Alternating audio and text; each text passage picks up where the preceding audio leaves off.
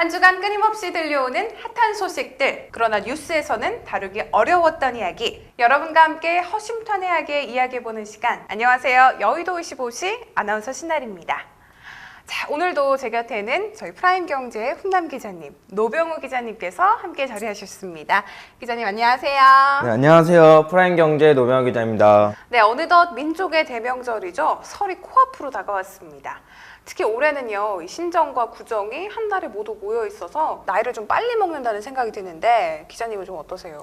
저는 모여 있으니까 이제 일하는 시간이 적어서 더 좋은데요. 아, 또 그렇게 해석이 되나요? 그럼요.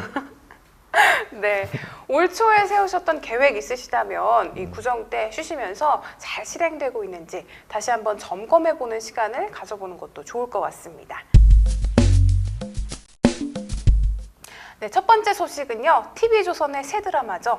이 불꽃 속으로라는 드라마가 방영이 결정됐다고 하는데요. 고 박태준 명예회장의 일대기를 그린 드라마인데 일전에 이 드라마가 한번 제작이 될 뻔한 적이 있었다라는 소문이 있어요. 네네, 그 2012년에 KBS에서 그때 당시에 철강왕이라는 제목으로 이제 방영을 하려고 했는데 그 당시 대선을 앞두고 있어서 이제 영향을 미칠까봐 그 방영하는 거를 취소한 적이 있었어요. 당시 박근혜 후보에게까지 영향을 줄 수 있다라는 판단 때문이었겠죠? 네, 그렇죠. 이제 박대준 명예회장 같은 경우에 이제 그분의 이야기를 담으려면 또 70년대 박정희 정권의 이제 평가가 불가피하다 보니까 또 평가를 하다 보면 그분의 또 얘기도 나올 수밖에 없으니까 아무래도 그랬던 것 같아요. 그럼 이번에 TV조선에서 제작을 결정했다라는 걸 보면 이제 뭐 대선도 끝났고 그분이 뒤를 이어서도 대통령이 되지 않으셨습니까? 이제는 좀 이 이야기를 풀어봐도 되겠다라는 판단이었겠어요? TV조선 측의 입장에서는 온전히 그분의 일대기만이 아니라 이제 픽션까지 가미됐으니까 드라마니까. 네, 그나마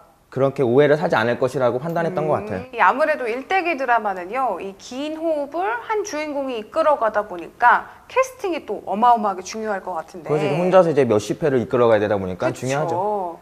근데 이번에 이 불꽃 속으로 드라마의 주인공으로 최수종 씨가 낙점됐다는 소식이 있는데 네네.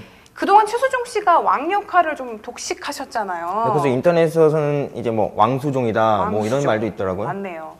약간 좀 무게감 있고 타협 없는 캐릭터로는 최수종 씨가 딱이다 뭐 이런 생각이 들기도 하는데 재밌는 거는 이제 2008년 박태준 회장이 이제 포스코 청와대장 이사장 재임 당시에 또 최수종 씨가 상임이사로 활동을 했는데 그때 그래요? 이제 최수종 씨가 내가 꼭 당신의 역할을 한번 해보고 싶다 이런 말을 던진 적이 있다고 해요. 나 그 생각도 좀 했었거든요. 이런 기업의 이미지를 대표하는 드라마일수록 방송사 PD보다는 본인에게 직접 허락을 받거나 이런 게 좀 먼저 되어야 되지 않나라고 속으로만 생각하고 있었는데 그렇죠. 누군가가 내 역할을 하면 그쵸? 잘할 수 있는 사람, 아무래도 나랑 어울리는 사람 뭐 이런 사람이 했으면 좋겠죠, 당연히. 최수종 씨가 참 좀 현명해요. 그런 거 그렇죠. 보면. 우리도 그렇게 살아야 되는데. 그동안 기업인을 모티브로 한 드라마가 좀 꾸준히 제작이 되는 편인데요. 특히 2004년에서 5년 MBC에서 영웅시대가 총 70회 편성으로 대표적이지 않을 수 없는데요. 네네.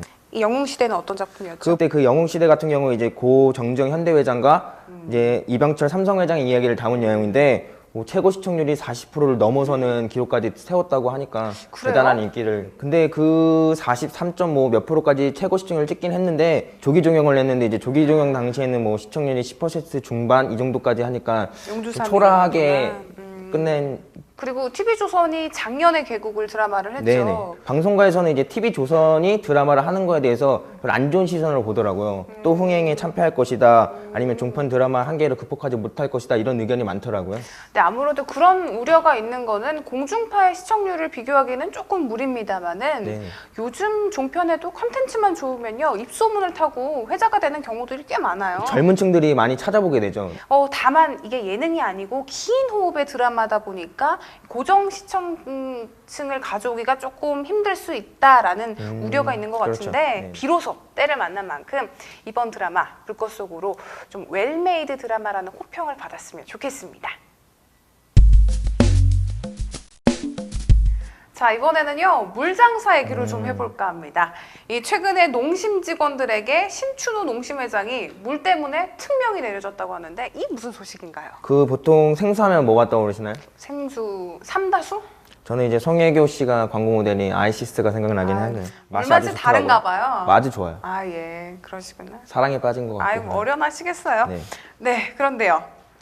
그 이제 농심이 원래 제주 삼다수를 2012년까지 이제 유통 사업권을 갖고 있었는데 그게 계약이 종료가 됐어요. 그러다 보니까 이제 2천억 원의 매출 공백이 생기고 이걸 메꿔야 되다 보니까 농심이 이제 새롭게 내놓은 게 백산수거든요. 저는 사실 삼다수가 농심에서 유통되는지도 몰랐어요. 그럴 수 있어요. 삼다수가 시장 점유율 1위지 않나요? 지금? 네, 1위예요, 지금. 거기다가 이제 무명이던 삼다수를 이제 농심이 1위까지 키워놨다 보니까 그런 자신감도 있고 그 5년 내에 그 2천억 원대 브랜드까지 키우겠다고 이제 포부를 밝히기도 했어요. 그러면은 신춘호 회장도 좀 답답하겠어요. 그렇죠. 이제 아심작인데 이제 소비자들한테 어필도 안 되고 네. 모르는 사람도 많다 보니까 답답할 수 있죠. 저 정작 남의 새끼는 빵 떠가지고 출가하고 네. 그런 꼴인데 이 넝쿨담 드라마에서 국민 남편 이미지로 빵 떴던 유준상 씨가 백산소의 광고 모델이었다라고 하는데요. 그렇죠. 이제 국민 남편이라는 좋은 이미지를 갖고 있으니까 농심에서 이제 야심차게 유준상 씨를 모델로 썼는데 농심의 기대만큼은 못했던 거죠.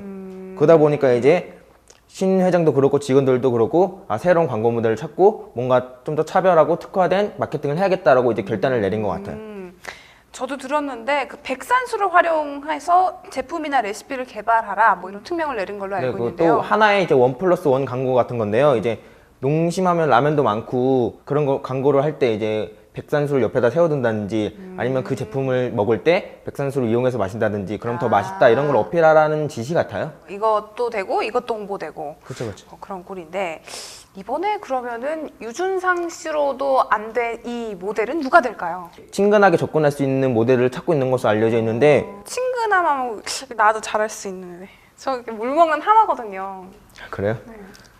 장롱 속에 들어가면 되겠네요. 우리 집 장롱이 그렇게 지금 습기가 많아. 됐습니다. 네, 됐어요. 알겠습니다. 아유 정말 말도 못하겠네.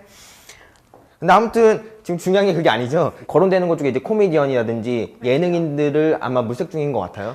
그러니까 욕심이 난다니까요. 집에서 그러면 하세요 그냥. 어머니한테 엄마 나 물 먹나 하니까 옷장에 들어가겠다고. 알겠습니다. 신 회장이요 사활을 건 백산수의 특명인 만큼 과연 삼다수의 브랜드 파워를 백산수가 뛰어넘을 수 있을지 그 귀추가 주목됩니다.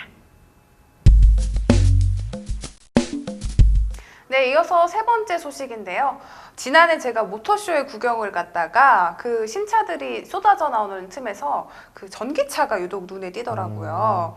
삼성전자가요 시신사업으로 전기차 사업에 뛰어든다는 소문이 있어요. 이것 좀 확인해 주시죠. 삼성전자가 전자 분야를 중심으로 하는 기업이다 보니까 그 전기차 관련 특허를 몇 개 보유하고 있나 봐요. 그러다 보니까 이제 삼성전자가 전기차의 진출에 대한 염두에 둔 게 아니냐 이런 추측이 나돌고 있는 거죠. 그런데 최근 게다가 전기 자동차 관련 컨소시엄에도 좀 적극적으로 참여를 했다. 그 미국 월스트리트 저널에서 그 삼성전자 관련해서 뭐 기사를 냈는데 뭐 최근 몇 년 전부터 삼성전자가 뭐 미래 성장 동력의 하나로 전기차를 지목했고 뭐 2, 3년 전부터 자동차 회사 R&D 인력들을 뭐 모으고 있다 뭐 이런 얘기까지 나돌는 거를 거론한 거 보니까 그래요. 소비자들도 이제 진짜 그런 거 아닌가 이런 오해를 하고 그런 쪽으로 몰아갈 수밖에 없는 상황인 거죠. 삼성전자의 반응은 정작 어떻습니까? 삼성전자 이제 공식적으로 진출할 계획이 없다고 밝히긴 했는데 이제 뭐 그럼 특허권에 대해서 관련된 의견으로는 이제 삼성전자가 전기차를 하는 브랜드들이 많아졌잖아요. 이제 거기에 공급하는 일환으로 특허를 낸 거고 사실 재밌는 루머 중에 하나였죠 이런 게.